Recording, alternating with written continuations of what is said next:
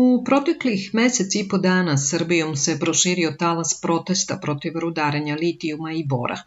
Iako je nedavno oživljen projekat Jadar bio njihov pokretač, Srbiju je podigao na noge podatak da je proteklih 20 godina odobreno 514 osnovnih rešenja za istraživanje metala na 389 lokaliteta. Od toga se 69 rešenja odnosi na istraživanje litijuma i pratećih elemenata. Prema pisanju Nove ekonomije, rudnici litijuma planiraju se na 30 lokacija u trouglu Loznica, Valjevo, Bor, što je teritorija na kojoj živi oko 2 miliona ljudi. Ni kompanija Rio Tinto, ni režimski mediji nisu uspeli da ubede javnost da će rudnik u Jadru raditi po najvišim ekološkim standardima i da neće naneti štetu životnoj sredini.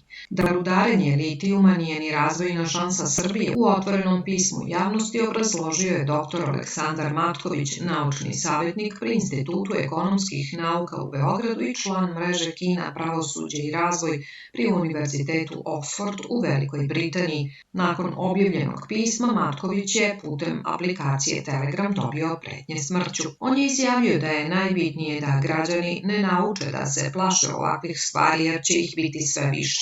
Borba protiv Rio Tinta očigledno ulazi u novu fazu sa nedavnim hapšenjima, pretnjama i namontiranim procesima. Ovo je očigledno početak borbe, smatra profesor Matković. U istoriji nije nepoznato da tamo gde multinacionalne kompanije započnu svoje projekte, magično se pojave i nekakvi izvršitelji. Ni zelena tranzicija na to nije imuna, zato moramo postati svesni šta znači moć novca, kaže Matković. On je rekao da je njemu nakon pretnji tokom noći stiglo još poruka sa različitih brojeva sa pitanjima poput spavaš li mirno. U nekima je poručeno da mu je velika greška što je izašao u javnost sa pretnjama i da će biti iskorišćen i tome slično. U otvorenom pismu povodom Rio Tinta i rudarske kolonije u koju se pretvara Srbija, Matković je obrazložio zašto je projekat Jadar ekonomski upitan. Ukratko, strane investicije u rudarski sektor su se ušestostručile, a da do porasta životnog standarda nije došlo u poslednjih 5 godina. Naprotiv, uz povećanje kopanja povećao se i procenat opasnog otpada. Uporedo opala nam je domaća efikasnost u upotrebi resursa, rekao je Matković.